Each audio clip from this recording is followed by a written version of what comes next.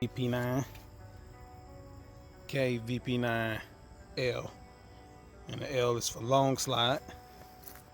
The M17, and then we got the M18. So for the M18 barrel length is 3.9. It's like 28 ounces, and the overall of the gun is like 7.2 inches. So yeah, the barrel on here is a 4.7 on the VP9. So without the threaded barrel, it would have been a 4.1, and the overall is 7.3 inches, 25 ounces. So grips feel like they're a little thicker and a little heavier when you take the upper off the lower. This one feel a little more lighter when you separate them. 21 round magazines for the SIG, a 20 round mag for the HK.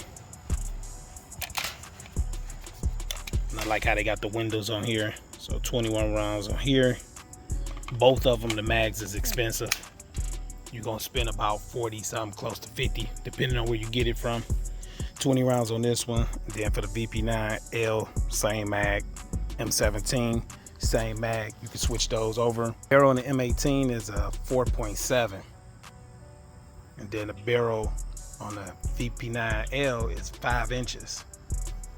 So this barrel is pretty close to this barrel right here because it's threaded.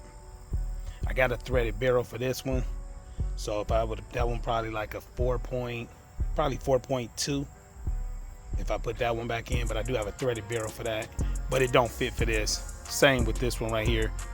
You got to get it because the slide is a little bit longer. You can see all that extra right here.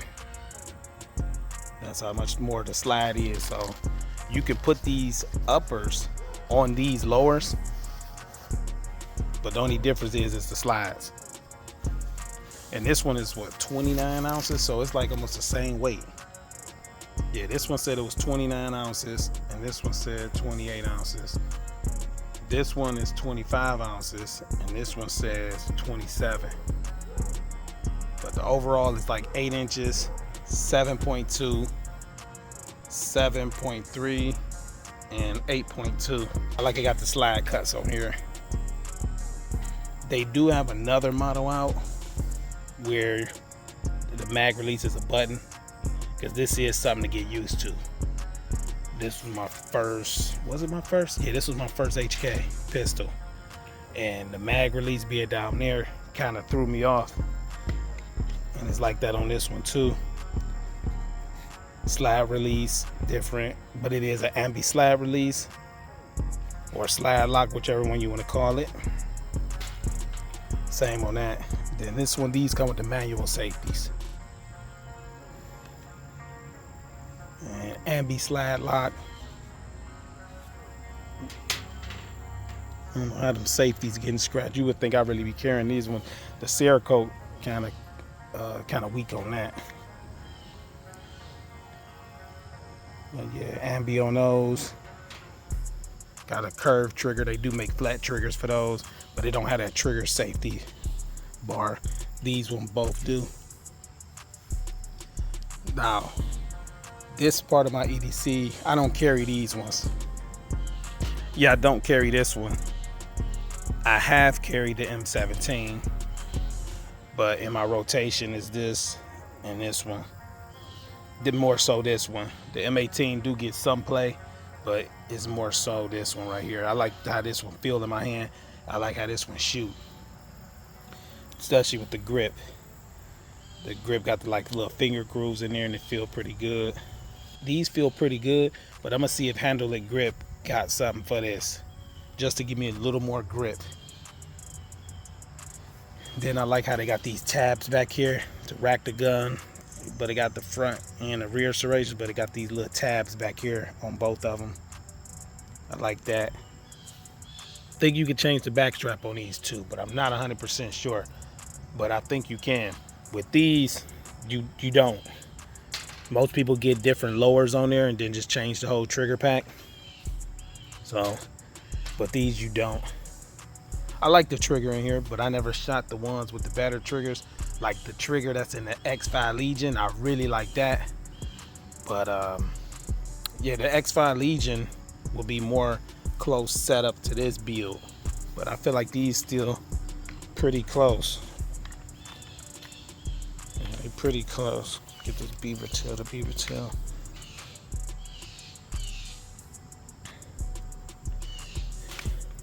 I gotta get an Optic for this one. I forgot what footprint this is, but I'll probably just get another SIG. I really like this SIG Optic. They're a little bit on the expensive side, but I like it.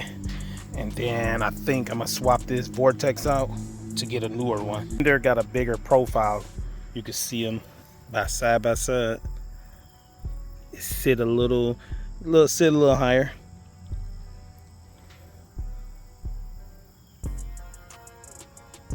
Yeah, I like the bigger profile on it. And too, they got this like, I think they call it a polymer insert. So if you drop it on top of there, it don't bend, break the glass. That's what happened to the one like this that was on there. I dropped it in my bag. I forgot it was in my book bag and dropped it and cracked the glass.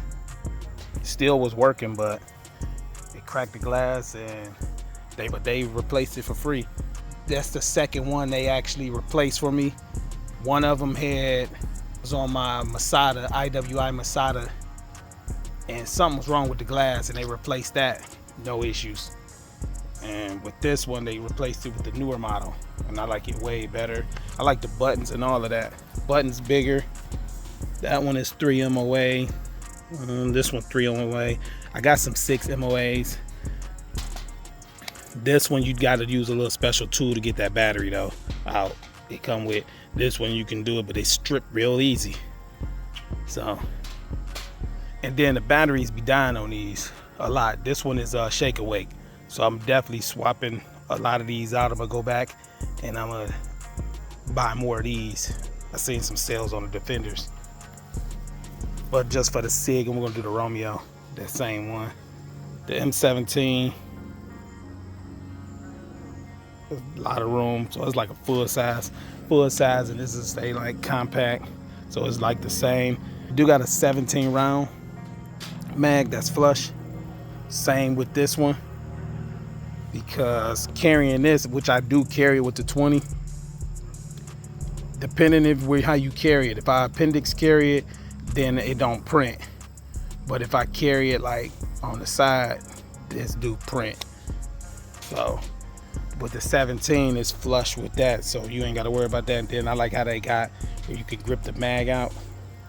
So got those little indents. These kind of sort of got it, yeah. So if your mag, yeah, that's what I think those indents for on that. So this one, the SIGs, you're gonna lose your rear sight. That's what happens with the SIGs. So they put those little notches to kind of co-witness with it. So they give you something. This one was like 1,000 when I got it. It was hard to get when they first came out. They was sold out. Paid like 1,000 for that.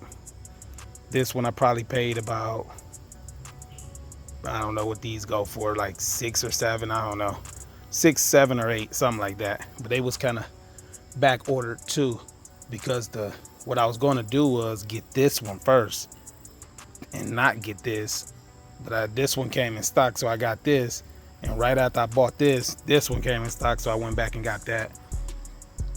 And for the M18 and 17, I wanted both of them anyway. I think these cost like, they be going for like 6 or 7 maybe.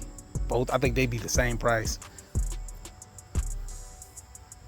But they did have some with the flat trigger and without the manual safety, all of that stuff. But you know, with the 320s, you can customize them like crazy. There's so much stuff you can do with the 320s. You can really customize those. M17 kind of reminds me of the Glock 17. I don't know if I did a side by side with this and the 19.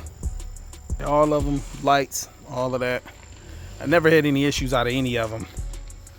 So the most rounds, the VP9 get the most rounds through it. Then second would be the M18. Then it'll be the VP9L, then the M17. And the VP9, out the box, shoot and suppress everything that I've reloads, reloads, 165, 145s, no issues. Threaded barrel in this M18 was giving me some issues, so I probably got to change the spring out. But we about to revisit that soon. In a couple days, I'm going to take that to the range and test it out. And then I want to try that Total Polymer Jacket ammo in this. I believe it ran it the first time. So we're going to do it again, and I'm going to bring the Glock 19X and some other guns that's threaded barrel and just try different ammo out. But I'm pretty sure this one ran everything, 165, 140, 147s, everything. So we're gonna redo it again on video in a couple days. But yeah, I just wanted to show a side by side of the SIG M18s, M17, the VP9L, and the VP9. I see your motivation, I see your movement is in the back, and I fucking love that shit. Let's get it.